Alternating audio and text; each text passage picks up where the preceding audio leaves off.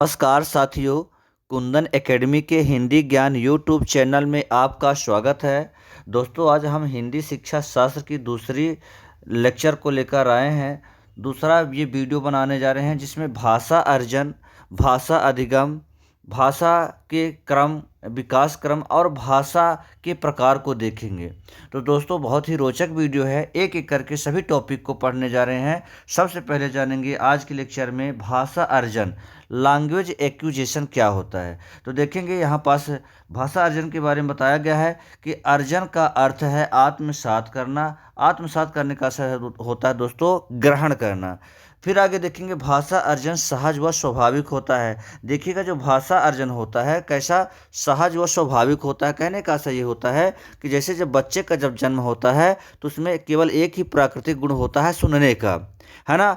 फिर सुनने के पश्चात क्या करता है, वह सामाजिक वातावरण के द्वारा और जो घर परिवार की भाषा होती है उसको धीरे धीरे वो अनुकरण करके ग्रहण कर जाता है या सीख जाता है। तो इस प्रकार से कह सकते हैं कि जो भाषा अर्जन है ये सहज या स्वाभाविक होता है, मतलब सरलता से स्वाभाविक रूप से बालक सीख जाता है। कैसे? उस सामाजिक वातावरण से। फिर आगे देखेंगे भाषा अर्जन में हम अपने आसपास के वातावरण व लोगों की भाषा का अनुकरण करके उस भाषा को अर्जित करते हैं। वही बात लिखी हुई है। आगे लिखा है कि भाषा अर्जन में मुख्यतः सुनना व बोलना कौशल शामिल है। देखेंगे दोस्तों, यहाँ बताया जा रहा है कि भाषा अर्जन में मुख्य रूप से सुनना व बोलना कौशल शामिल है।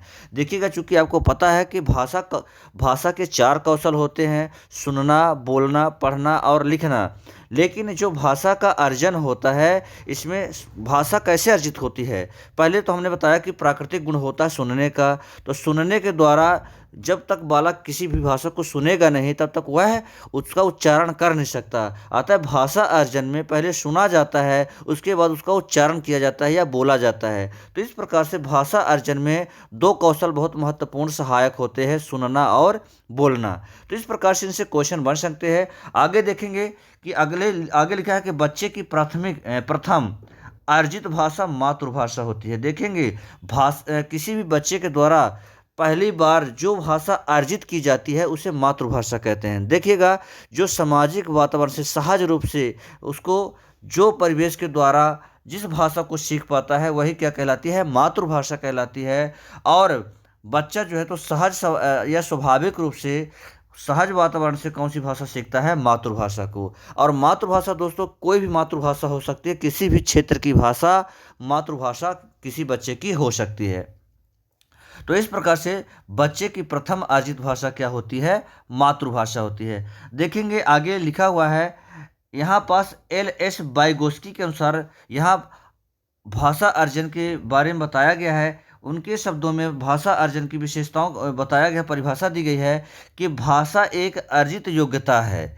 इसके अनुसार बच्चे समाज व आसपास के वातावरण के संपर्क में आने से भाषा सीखते हैं। देखिए, कह रहा है कि भाषा जो है तो एक अर्जित योग्यता होती है, मतलब भाषा को सीखा जाता है।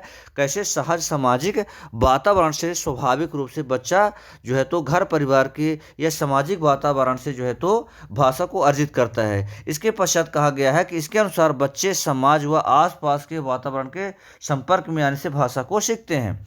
आगे लिखा है इसे भाषा अर्जन कहते हैं। मतलब जैसे सहज वातावरण से सीखता है उसी को क्या कहते हैं, भाषा का अर्जन कहते हैं या ग्रहण करना कहते हैं। अर्थात बच्चे सामाजिक अनुक्रिया से भाषा सीखते हैं। क्या लिखा है दोस्तों, देखेंगे यहाँ पर सीखेंगे कि अर्थात बच्चे सामाजिक अनुक्रिया से भाषा सीखते हैं। कहने का अर्थ यह है कि बच्चा जो है तो सहज सामाजिक वातावरण से ही, सामाजिक परिवेश से ही किसी भी भाषा को सीखता है। वही उसकी क्या होती है, मातृभाषा होती है। अतः क्या होता है कि बच्चे की प्रथम अर्जित जो भाषा होती है मातृभाषा होती है। तो इस प्रकार से सारी चीज़ें हमने देखा है। एल.एस. वाइगोस्की के अनुसार भी क्या कहा गया है कि भाषा एक अर्जित संपत्ति है, ठीक है, जो सहज व सामाजिक वातावरण से प्राप्त होती है। यह बच्चे को सामाजिक अनुक्रिया के द्वारा मिलती है। आगे देखेंगे अर्जित संपत्ति के बारे में बताया गया है। भाषा के अर्जन के बारे में बताया गया है चोम्स्की के अनुसार क्या लिखा है, देखेंगे यहाँ पर से आगे। चोम्स्की ने कहा है कि भाषा अर्जन क्षमता के कारण बच्चे भाषा सीखते हैं। महत्वपूर्ण है, देखेंगे क्या कह रहा है कि भाषा अर्जन क्षमता के कारण बच्चे भाषा को सीखते हैं। अर्थात इसके अनुसार, मतलब चोम्स्की के अनुसार, भाषा अर्जन के संबंध में कहा गया है कि बच्चे भाषा सीखने की क्षमता के अनुसार पैदा होते हैं। क्या मतलब, बच्चों में भाषा सीखने की क्षमता जन्मजात होती है। वो जन्म से ही ग्रहण, मतलब जब जन्म लेते हैं तो उनमें भाषा सीखने की क्षमता प्राकृतिक प्रदत्त होती है। ये किसका कहना है? चोम्स्की का कहना है। तो इस प्रकार से दोस्तों देखेंगे इनकी परिभाषा, अलग अलग विद्वानों की परिभाषा है। चोम्स्की ने कहा है कि भाषा अर्जन क्षमता के कारण बच्चे भाषा सीखते हैं। अर्थात इनके अनुसार बच्चे भाषा सीखने की क्षमता के अनुसार ही पैदा होते हैं। अब आगे देखेंगे दोस्तों, हमने भाषा अर्जन को देखा है कि भाषा कैसे अर्जित की जाती है। सहज सामाजिक वातावरण से अर्जित की जाती है। अब देखेंगे भाषा का अधिगम, देखेंगे लैंग्वेज एक्विजिशन देखेंगे। अब देखिए लैंग्वेज एक्विजिशन क्या होता है। अधिगम का अर्थ होता है सीखना, अर्थात लर्निंग करना, यानी सीखना। वास्तव में दोस्तों जो भाषा अधिगम होता है इसका शाब्दिक अर्थ ही होता है भाषा सीखना, यानी लर्न करना। तो देखेंगे भाषा अधिगम प्रयासपूर्ण होता है। क्या, किसी भी भाषा को कैसे सीखा जा सकता है? प्रयास करके सीखा जा सकता है। क्योंकि सहज वातावरण से जरूर मिलता है, लेकिन उसको कैसे अर्जित करेंगे? उसको प्रयासपूर्ण करके सीखना पड़ेगा। फिर आगे कहा गया है कि भाषा अधिगम में विद्यालय, पाठ्य पुस्तक एवं शिक्षक की आवश्यकता होती है। मतलब किसी भी भाषा को सीखने के लिए विद्यालय की आवश्यकता होती है, पाठ्य पुस्तक की आवश्यकता होती है और शिक्षक की आवश्यकता होती है। इन माध्यमों के द्वारा किसी भी भाषा को सीखा जा सकता है, मतलब लर्न किया जा सकता है या अधिगम किया जा सकता है। तो दोस्तों बात क्या समझ में आ रही है? हमने ये कहा है कि किसी भी भाषा को अधिगम कैसे किया जा सकता है? विद्यालय के माध्यम से, पुस्तक के माध्यम से और शिक्षक के माध्यम से किसी भी भाषा को लर्न किया जा सकता है। आगे लिखा हुआ है कि भाषा अधिगम में सुनना, बोलना, पढ़ना तथा लिखना चारों कौशलों को सीखना पड़ता है। देखिएगा अभी हमने ये देखा था कि जो भाषा का अर्जन था उसमें सुनना और बोलना कौशल का महत्वपूर्ण योगदान था। लेकिन यहाँ देखेंगे जो भाषा का अधिगम है, भाषा अधिगम में सुनना, बोलना, पढ़ना, लिखना चारों ही कौशलों की ज़रूरत होती है। जब तक चारों कौशलों में दक्षता प्राप्त न होगी तब तक हम किसी भी भाषा को बोल या सीख नहीं सकते हैं। तो इस प्रकार से भाषा अधिगम में सुनना, बोलना, पढ़ना और लिखना चारों ही कौशलों की ज़रूरत होती है। आगे देखेंगे दोस्तों, आगे हम अगले टॉपिक को देख रहे हैं। भाषा की अधिगम और अर्जन को हमने देखा है। आगे देखने जा रहे हैं भाषा का विकास क्रम। दोस्तों किसी भी भाषा का, यहाँ किसी एक भाषा की बात नहीं हो रही है बल्कि दुनिया की किसी भी भाषा की बात हो रही है। भाषा का विकास क्रम क्या है, मतलब किसी भी भाषा का विकास किस क्रम में हुआ है। तो दोस्तों सबसे पहले देखिएगा किसी भी भाषा को सुना गया है। क्या, जैसे बालक का जब जन्म होता है तो वह इस दुनिया में एकदम साफ सुथरा आता है, एकदम खाली आता है, लेकिन उसमें एक प्राकृतिक गुण होता है केवल सुनने का। लेकिन क्या होता है कि घर परिवार और समाज के द्वारा वह धीरे धीरे सुनते सुनते क्या होता है, वह भाषा को अनुकरण करता है और एक ऐसा समय आता है कि अनुकरण करते करते भाषा को बोल पाता है। अतः ये भाषा को दूसरा विकास क्या होगा, विकास का क्रम हो गया बोलना। तो देखिए कि सबसे पहले सुना गया है भाषा को, यह जन्मजात कौशल है। सुनना क्या है, बालक का जन्मजात कौशल होता है, ये जन्म से ही प्राकृतिक प्रदत्त होता है। लेकिन जो बोलना होता है ये समाज पर निर्भर करता है। दोस्तों क्या, बोलना जो होता है तो समाज या सहज कह सकते हैं सामाजिक वातावरण पर निर्भर करता है।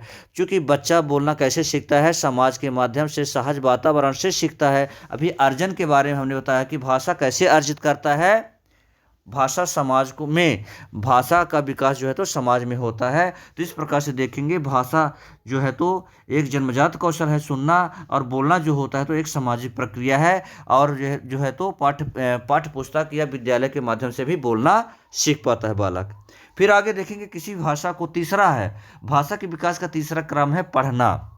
देखिएगा दोस्तों किसी भी भाषा को सबसे पहले सुना गया है, फिर बोला गया है और फिर उसके पश्चात जो है तो पढ़ा गया है। पढ़ना जो कौशल है, तीसरा कौशल भाषा का देखेंगे। पढ़ना कौशल के माध्यम से ये विद्यालय और शिक्षक के माध्यम से जो बालक है तो भाषा को सीख पाता है। क्या होता है, किसी भाषा को बोलने में सक्षम हो पाता है, भाषा के वर्णों का ज्ञान हो पाता है, भाषा के व्याकरण का ज्ञान हो पाता है। तो इस प्रकार से जब क्या होता है, बच्चा पढ़ना कैसे सीखता है, ये विद्यालय के द्वारा और प्रथम गुरु माता के द्वारा कह सकते हैं, और शिक्षक के साथ जो है तो भाषा को वह पढ़ पाता है। फिर देखेंगे भाषा का जो चौथा कौशल होता है, भाषा का चौथा कौशल होता है लिखना। मतलब भाषा को सुनने के बाद बोला गया, बोलने के बाद पढ़ा गया और लास्ट में पढ़ने के बाद किसी भाषा को लिखा जाता है। यदि इंसान बोल नहीं पाता है और पढ़ नहीं पाता है तो कभी भाषा को लिख भी नहीं पाएगा। कभी ऐसा क्या हुआ है, आपने कभी ऐसा देखा है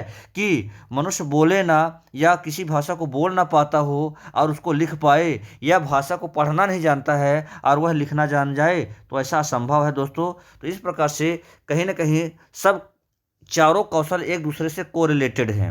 क्या इनका कोरिलेशन है? सबसे पहले सुना गया है भाषा को, फिर बोला गया है, फिर पढ़ा गया है और लिखा गया है। तो देखेंगे दोस्तों एक चीज़ यहाँ पास और मैं आपको बताऊंगा कि जो भाषा के चारों कौशल है, इन चारों कौशल में देखेंगे जो सुनना कौशल है और पढ़ना, ये ग्रहण करने की इकाई होती है। क्या इसके द्वारा किसी मतलब कह सकते हैं ज्ञान को या किसी भी भाषा को ग्रहण किया जाता है। जैसे आप कैसे आप वीडियो को देख रहे हैं या सुन रहे हैं तो सुन करके ग्रहण कर रहे हैं। फिर कई बार क्या होता है, जब आप पढ़ते हैं तो पढ़ने के बाद भी आप क्या करते हैं, ग्रहण ही करते हैं। तो कहने का सही होता है कि बालक जो होता है तो सुन करके और पढ़ करके ज्ञान अर्जन करता है या सीखता है। तो जो भाषा के दो कौशल हैं, कौन कौन? भाषा के जो दो कौशल है, पहला है सुनना और दूसरा है पढ़ना। यह सीखने की इकाई होती है या अर्जन करने की इकाई होती है। किसी भी भाषा को या ज्ञान को सुन करके और पढ़ करके अर्जित किया जाता है। तो ये अर्जन की इकाइयाँ हैं। लेकिन आगे देखेंगे कि दो इकाइयाँ हैं। देखिए कौन कौन सी आगे दो इकाई और बताने जा रहे हैं। जैसे बोलना हो गया दूसरी इकाई, और चौथा इकाई कौन से हो गया, लिखना। देखेंगे बोलने और लिखने के माध्यम से अभिव्यक्ति की जाती है। क्या अभिव्यक्ति किया जाता है? मतलब विचारों का आदान प्रदान किया जाता है, या मुखर होता है, उच्चारण किया जाता है। कह सकते हैं कि विचारों का आदान प्रदान कर सकता है। देखेंगे कई बार क्या होता है कि भाषा को बोल करके है कि हम विचारों का आदान प्रदान करते हैं, और दूसरा क्या होता है कि यदि बोलते नहीं है तो लिख करके विचारों का आदान प्रदान करते हैं। तो ये क्या हो गया, ये भाषा का एक प्रकार भी हो गया। कह सकते हैं कि भाषा के मुख्यतः दो प्रकार होते हैं। सबसे पहले भाषा को बोला गया, फिर देखेंगे भाषा को लिखा गया। ठीक है ना। तो इस प्रकार से देखेंगे कि ये इसके द्वारा भाषा को अभिव्यक्त किया जाता है या विचारों का आदान प्रदान किया जाता है। तो देखिएगा अभिव्यक्ति के दो माध्यम होते हैं, बोलना और लिखना। जैसा कि अभी हमने आपको बताया है, ध्यान से देखेंगे दोस्तों कि जो सुनना है और पढ़ना है ये अर्जन के हैं, अर्जन के माध्यम है। लेकिन जो बोलना है और लिखना है ये अभिव्यक्ति का माध्यम होता है। तो ये सारी चीज़ें आपको बहुत महत्वपूर्ण हैं। इनको यदि ध्यान से सुनेंगे तो बहुत बेहतरीन आपसे ऑब्जेक्टिव क्वेश्चन क्लियर कर पाएंगे और दक्ष हो जाएंगे। आगे देखेंगे दोस्तों, तो भाषा का विकास क्रम हमने देखा है। यही भाषा के विकास क्रम में कह सकते हैं जो भाषा के चार कौशल होते हैं वही भाषा के विकास का क्रम भी है। और इसको कह सकते हैं शॉर्टकट में क्या, सुबोपाली। सुबोपाली ये क्या है, भाषा के जो है तो भाषा के विकास के क्रम है या भाषा के कौशल है। अब आगे देखेंगे भाषा के प्रकार हम पढ़ाने जा रहे हैं। देखेंगे भाषा के कितने प्रकार होते हैं। तो टाइप ऑफ लैंग्वेज देखने जा रहे हैं। भाषा के मुख्यतः देखेंगे। यदि कहा जाए दोस्तों, आपसे एक क्वेश्चन है, आप बताइएगा, इसके पश्चात मैं तो बताऊंगा ही, आप बताइए कि सबसे पहले इस धरती में मानव के द्वारा किस भाषा का प्रयोग किया गया। ये आपसे क्वेश्चन है। क्या क्वेश्चन है कि सर्वप्रथम मानव ने किस भाषा का प्रयोग किया। तो आप बताइएगा, कमेंट करके ज़रूर बताएंगे दोस्तों कि सबसे पहले मानव ने किस भाषा का प्रयोग किया है। ठीक है दोस्तों, आगे देखेंगे चूंकि मैं आगे बताऊंगा भी, लेकिन आप सबसे पहले आप कमेंट करके बताएं। तो देखेंगे भाषा के प्रकार देखने जा रहे हैं। देखिएगा भाषा जो है तो मानव के द्वारा तीन प्रकार की भाषाओं का प्रयोग किया जाता है ना। मौखिक या उच्चारित भाषा, दूसरी भाषा है लिखित भाषा, और तीसरी भाषा कौन सी होती है, सांकेतिक भाषा। ठीक है दोस्तों, तो देखेंगे दोस्तों सबसे पहले हम मौखिक भाषा या उच्चरित भाषा को पढ़ने जा रहे हैं। देखिएगा, लिखा हुआ है कि जब प्राणी अपने मानसिक विचारों को एक दूसरे के सामने बोलकर अभिव्यक्त करते हैं, मौखिक भाषा कहलाती है। भाषा का यह स्वरूप अस्थायी होता है और मानव को सहज सामाजिक वातावरण से प्राप्त होता है। देखिएगा दोस्तों, इसमें यह कहा गया है कि जो मौखिक या उच्चरित भाषा होती है जिसका हम मुख से उच्चारण करते हैं, जैसे मैं जब बोल रहा हूँ तो ये आप जो सुन रहे हैं तो ये मौखिक भाषा का प्रकार सुन रहे हैं आप।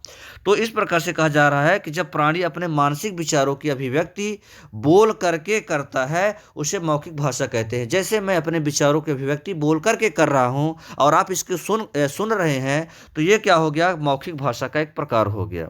आगे लिखा हुआ है, इसमें आगे कहा गया है कि भाषा का यह स्वरूप अस्थायी होता है। देखिएगा दोस्तों, क्या जो मैं बोल रहा हूँ क्या ये स्थायी है, क्या इसको आप दोबारा सुन सकते हैं? नहीं सुन सकते हैं। अतः जो मौखिक भाषा होती है अस्थायी होती है ना।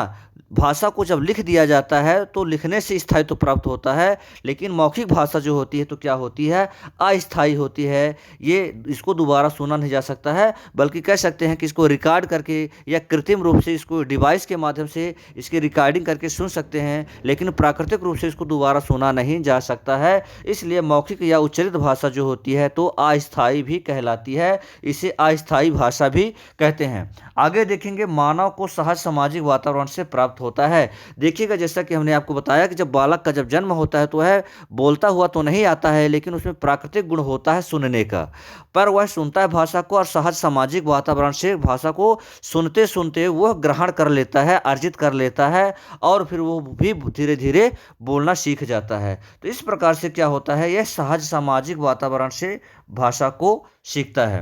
अब आगे देखेंगे, मौखिक भाषा के कुछ उदाहरण हम देख रहे हैं, यहाँ उदाहरण दिखाने जा रहे हैं। जैसे क्वेश्चन इससे पूछा जा चुका है, हमने देखा है कि कुछ ऐसे क्वेश्चन भी बनाए जाते हैं कि समाचार सुनना भाषा के किस प्रकार के अंतर्गत आता है, या टेलीविज़न पर इंटरव्यू देखना भाषा का कौन सा प्रकार है, या कह सकते हैं फ़ोन पर बात करना आदि, ये भाषा के किस प्रकार के अंतर्गत आते हैं दोस्तों, मौखिक या उच्चरित भाषा के अंतर्गत आते हैं। तो बात समझ में आई दोस्तों। देखिएगा, हमने ये बताया यहाँ पास कि मौखिक भाषा के अंतर्गत किसी यदि हम समाचार सुनते हैं, रेडियो में यदि हम समाचार सुनते हैं तो क्या हो गया, चूंकि आवाज़ ही सुनते हैं तो मौखिक प्रकार हो गया। टेलीविज़न पर इंटरव्यू देखते हैं तो टेलीविज़न पर इंटरव्यू देखते हैं तो क्या हमको सुनाई ही देता है, तो जब सुनते हैं तो क्या हो गया, मौखिक भाषा का प्रकार हो गया। और जब फ़ोन पर बातचीत करते हैं तो फ़ोन पर जब हम बात करते हैं तो केवल हम मुख से उच्चारण ही करते हैं, हम बोलते हैं और दूसरा भी बोलता है, तो इस प्रकार से क्या होता है, कम्युनिकेशन होता है, संप्रेषण का आदान प्रदान होता है। तो इस प्रकार से मौखिक भाषा जो है तो स्थापित हो जाती है। तो आगे देखेंगे दोस्तों, अगले भाषा के अगले प्रकार को हम पढ़ने जा रहे हैं। दूसरा प्रकार है भाषा का लिखित, या इसको स्थायी भी कहते हैं। क्या, लिखित या स्थायी भाषा भी कहते हैं। क्योंकि दोस्तों भाषा को लिख देने से, जैसे यहाँ जो लिखा गया है, जो भी चीज़ें लिखी गई हैं, आप इसको आज भी पढ़ सकते हैं, कल भी पढ़ सकते हैं और आने वाले समय में भी पढ़ सकते हैं। मतलब भाषा को जब लिपिबद्ध कर दिया जाता है तो वह स्थायी हो जाती है। मतलब किसी भी भाषा को जब लिख दिया जाता है तो भाषा लिखने से स्थायित्व प्राप्त कर लेती है। तो आगे देखेंगे, लिखित भाषा को स्थायी भाषा भी कहते हैं। इसकी परिभाषा है कि जब मनुष्य अपने विचारों को एक दूसरे के सामने ध्वनि संकेतों को लिखकर अभिव्यक्त करता है, लिखित भाषा कहलाती है। भाषा का यह स्वरूप स्थायी होता है और समाज आने वाली पीढ़ी को सौंपता है। भाषा के इस स्वरूप के लिए लिपि की आवश्यकता होती है।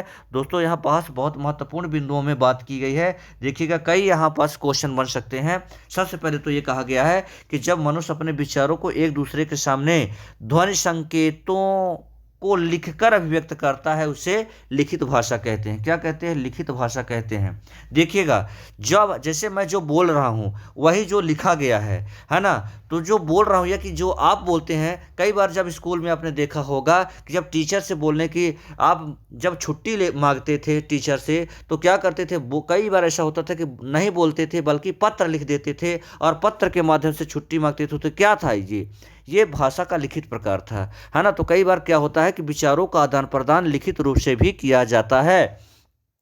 तो इस प्रकार से जब जो ध्वनि संकेत है जिससे हम बोल रहे हैं उनको जब लिपिबद्ध कर दिया जाता है, मतलब वर्णों में, या ध्वनि को जब लिपिबद्ध कर दिया जाए, ध्वनि चिन्हों को लिख दिया जाता है, तो उसी को कहते हैं लिखित भाषा।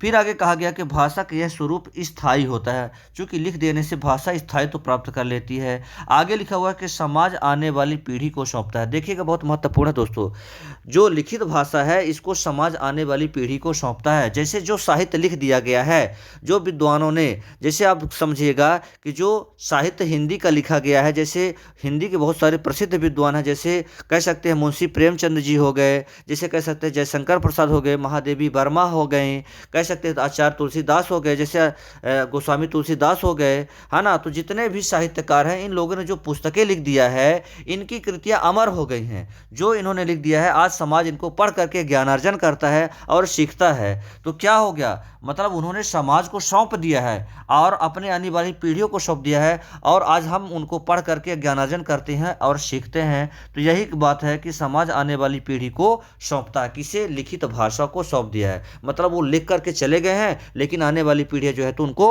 सीखती है और पढ़ती हैं। आगे लिखा है कि भाषा के इस स्वरूप के लिए लिपि की आवश्यकता होती है। देखिएगा, लिखित भाषा को कहने का मतलब किसी भी भाषा को लिखने के लिए लिपि की आवश्यकता होती है। दोस्तों, लिपि क्या होती है मैं आगे बताऊंगा, मैंने उसको भी कलेक्शन किया कि लिपि क्या होती है। कहने का मतलब ये होता है दोस्तों कि ध्वनियों को जिन लेखन चिन्हों में व्यक्त किया कर दिया जाता है, उन्हीं लेखन चिन्हों को लिपि कहते हैं। प्रत्येक भाषाओं की अपनी लिपि होती है दोस्तों।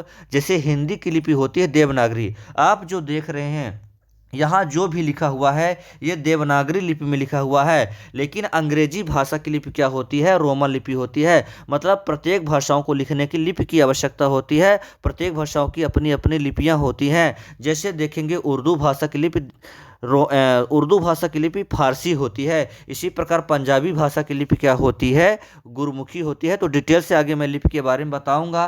तो कहने का सही है दोस्तों कि किसी भी भाषा को लिखने के लिए या लिपिबद्ध करने के लिए लिपि की आवश्यकता होती है। तो दोस्तों, मैंने भाषा का दूसरा प्रकार भी देख लिया। अब आगे देखेंगे भाषा का तीसरा प्रकार।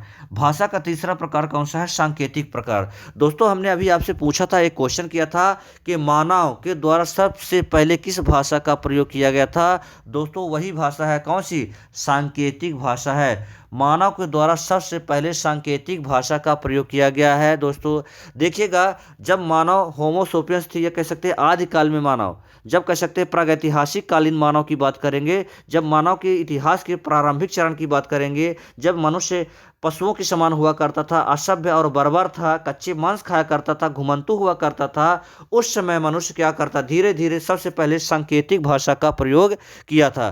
क्योंकि मानव के इतिहास का एक ऐसा कालखंड है, प्रागैतिहासिक काल, कि जब मनुष्य ना ही बोलना सीखा था और ना ही लिखना सीखा था। कहने का ऐसा यह है, ना ही भाषा का विकास हुआ था और ना ही लिपि का विकास हुआ था।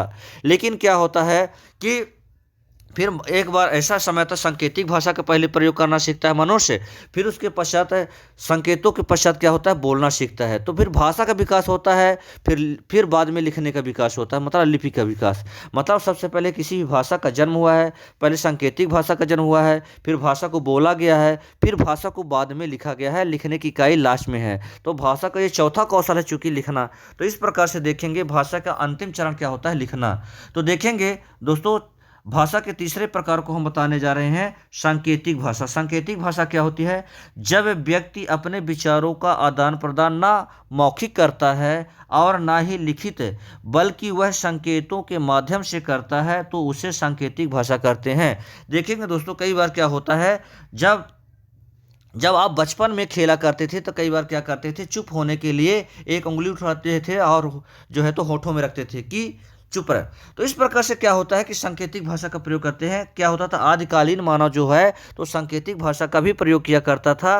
और जैसे देखेंगे, कुछ उदाहरण के माध्यम से मैं आपको बताने जा रहा हूं कि मनुष्य अपने दैनिक जीवन में कई बार संकेतों का भी प्रयोग करता है। कई बार आप सिर हिला देते हैं, सिर के माध्यम से भी अपने संकेतों का आदान प्रदान कर लेते हैं। कई बार आप हाल चाल भी दोस्तों से ले लेते हैं, सिर उठा करके, है ना, हिला करके पूछ लेते हैं और उसका आंसर भी दे देते हैं। तो आगे देखेंगे सांकेतिक भाषा का कैसे प्रयोग होता है। यहाँ उदाहरण कुछ दिए गए हैं। जैसे लिखा हुआ है कि क्रिकेट मैच में बैट्समैन के आउट होने पर एम्पायर के द्वारा एक उंगली को उठाना। जब क्या होता है, बैट्समैन आउट हो जाता है तो एम्पायर एक उंगली उठा देता है। इसका मतलब ये होता है कि बैट्समैन आउट हो गया है है ना, और कमेंट्री करने वाला व्यक्ति जो है तो अनाउंस कर देता है कि एक विकेट गिर चुके हैं। तो ये क्या हुआ, ये सांकेतिक भाषा का प्रयोग हुआ। इसी प्रकार आप देखेंगे क्रिकेट मैच के दौरान क्या होता है, जो एम्पायर होता है जब सिक्स रन मिलते हैं तो 6 रन के लिए जो है तो क्या करता है, ऊपर की ओर दोनों हाथ उठा देता है। इसी प्रकार देखेंगे जब 4 रन जाता है तो नीचे की ओर हाथ को हिलाता है। इसी प्रकार देखेंगे जब आउट होता है तो एक उंगली उठा देता है। तो इस प्रकार से क्या होता है, ये सांकेतिक भाषा का प्रयोग करना ही होता है। देखेंगे दूसरा उदाहरण है यहाँ, सड़क चौराहे पर खड़े यातायात कर्मचारी के द्वारा वाहनों के जाने या रोकने के लिए हाथ देना। ये क्या है, ये भी सांकेतिक भाषा का प्रयोग है। देखेंगे दोस्तों, जो ट्रैफिक पुलिस वाले होते हैं, आपने देखा होगा कि वाहनों को जाने के लिए और रोकने के लिए हाथों को इशारा के रूप में प्रयोग करते हैं, है ना।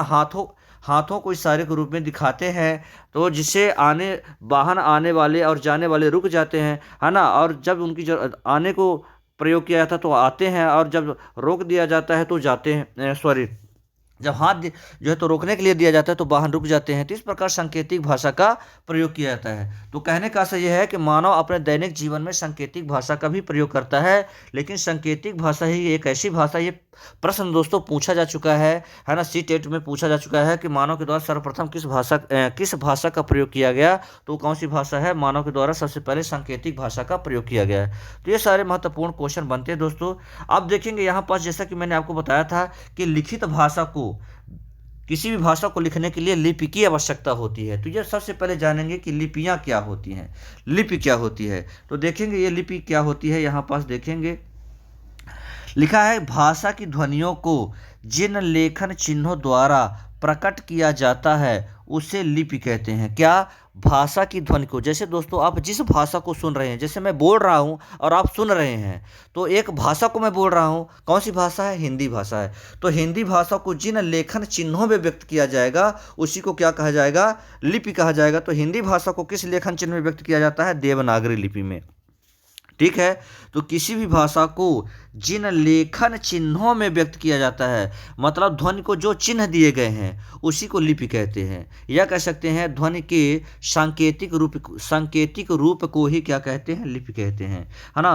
क्योंकि जिन संकेतों के माध्यम से उनको व्यक्त किया जाता है उसी को लिपि कहते हैं। देखिएगा आगे लिखा है कि अलग अलग भाषाओं की लिपियां अलग अलग होती है, मतलब प्रत्येक भाषाओं की लिपियां अलग अलग होती हैं। मतलब कह सकते हैं कि प्रत्येक भाषाओं की अपनी लिपि होती है। देखेंगे दोस्तों यहाँ उदाहरण में कुछ हमने भाषा कुछ लिखी मैंने लिया है और कुछ लिपियां लिया है कि कौन कौन सी भाषाएं हैं और इनकी लिपियां क्या हैं। देखेंगे सबसे पहले मैंने हिंदी लिया है। हिंदी भाषा की लिपि क्या होती है, देवनागरी होती है। देखेंगे दोस्तों यहाँ हिंदी भाषा की लिपि के बारे में, प्रत्येक भाषाओं के बारे में हम यहाँ दिखा रहे हैं आपको कि जैसे यहाँ हिंदी है, हिंदी की लिपि क्या होती है, देवनागरी होती है। इसी प्रकार संस्कृत जो कि देव भाषा बोली जाती है, मानी जाती है, संस्कृत की भी लिपि क्या होती है, देवनागरी ही होती है। देखेंगे पंजाबी भाषा है, पंजाबी की लिपि क्या होती है, गुरुमुखी लिपि होती है। उर्दू की लिपि क्या होती है, फारसी होती है। गुजराती की लिपि क्या होती है, देवनागरी होती है। अंग्रेजी की भी लिपि क्या होती है, रोमन लिपि होती है। मराठी भाषा की लिपि देवनागरी होती है, और नेपाली भाषा की लिपि भी क्या होती है, देवनागरी होती है। तो देखिएगा दोस्तों यहाँ हमने कई भाषाओं की लिपियाँ दिखाया है आपको कि प्रत्येक भाषाओं की अलग अलग लिपियाँ होती हैं। हिंदी की लिपि देवनागरी इसलिए भी है कि चूंकि हिंदी भाषा का विकास संस्कृत से हुआ है। हिंदी की आदि जननी, हिंदी की माता संस्कृत है, और संस्कृत की लिपि क्या है, देवनागरी है। और देवनागरी लिपि का विकास किससे हुआ है, आदि लिपि ब्राह्मी लिपि से हुआ है। मतलब जो देवनागरी है इसका विकास किस लिपि से हुआ है, ब्राह्मी लिपि से हुआ है। तो इस प्रकार से दोस्तों देखेंगे कि प्रत्येक भाषाओं की अपनी अपनी लिपियाँ होती है, और किसी भी भाषा को लिखित रूप में तब प्रेजेंट किया जा सकता है जब उसकी कोई लिपि होगी। कहने का आशय यह है कि लिपि के माध्यम से भी ही भाषा को व्यक्त किया जा सकता है। तो दोस्तों देखेंगे दुनिया के अलग अलग देशों में अलग अलग प्रकार की भाषाएं हैं, और सभी भाषाओं की अपनी अपनी लिपियां होती हैं। जैसे देखेंगे, जैसे चीन है, जापान है, कोरियाई देश हैं, तो इनकी लिपियां चित्रलिपि है। इनके देखेंगे चित्र के आकार में इनकी लिपियां होती हैं, उनको चित्रलिपि के नाम से जाना जाता है। इसी प्रकार देखेंगे जो यूरोपियन कंट्रियों की लिपि है, जैसे जैसे रोमन लिपि है, रोमन लिपि का विकास जो है तो फोनेशियन लिपि से हुआ है। तो पूरे दुनिया में मुख्य रूप से 3 प्रकार की लिपियां पाई जाती हैं। पहली है ब्राह्मी लिपि, दूसरा है चित्रलिपि और तीसरा है फोनेशियन लिपि। ब्राह्मी लिपि के अंतर्गत देवनागरी आती है। चित्रलिपि के अंतर्गत जो मैंने बताया है कि जापानी और चाइनीज आती है। और जो फोनेशियन लिपि होती है, फोनेशियन लिपि के अंतर्गत कौन सी आती है? रोमन लिपि आती है। और भी कई लिपियाँ आती हैं। ठीक है, तो इस प्रकार से देखिएगा दोस्तों, हमने भाषा के बारे में आज हमने कई तो यहाँ आज देखा है, भाषा के अधिगम के बारे में देखा है, भाषा के अर्जन के बारे में देखा है, भाषा के विकास के क्रम को देखा कि किसी भी भाषा का विकास किस क्रम में हुआ है। और देखिए दोस्तों, भाषा के विकास क्रम में एक क्वेश्चन ऐसा भी आता है, कई बार एक सही क्रम पूछ लिया जाता है कि भाषा के विकास का सही क्रम कौन सा सही क्रम है या कौन सा गलत क्रम है। तो सही क्रम क्या होगा? सुनना, बोलना, पढ़ना और लिखना होगा। लेकिन कई बार गलत क्रम भी बनाए जा सकते हैं। जैसे भाषा के सही ऐसा आएगा कि भाषा के विकास का सही क्रम नहीं है, तो बोलना पहले कर दिया जाएगा, फिर उसके बाद लिखना, पढ़ना, ये सुनना। तो ऐसे गलत क्रम बनाए जा सकते हैं। तो इस प्रकार से क्वेश्चन हमने देखा, थ्योरी को देखा है, इससे कई क्वेश्चन बन सकते हैं दोस्तों। तो आज हमने देखा है, बहुत महत्वपूर्ण टॉपिक है दोस्तों। ऐसे ही आगे भी हम वीडियो बनाते जाएंगे। ये दूसरी वीडियो है दोस्तों। यदि आपका स्नेह मिलेगा, यदि आपके व्यू अच्छे मिलेंगे, तो यदि अच्छा सहयोग रहेगा तो हम जरूर ऐसे ही वीडियो बनाते जाएंगे। हर दिन एक एक वीडियो हम लेकर नई वीडियो आएंगे पेडागोजी की। और इस प्रकार से हम आपको मध्य प्रदेश शिक्षक पात्रता परीक्षा वर्ग 3 की तैयारी हम जो है तो हिंदी पेडागोजी की करा देंगे। तो दोस्तों आज के लिए इतना ही, मिलेंगे अगली क्लास में। गुड डे, धन्यवाद, मुस्कुराते रहिए।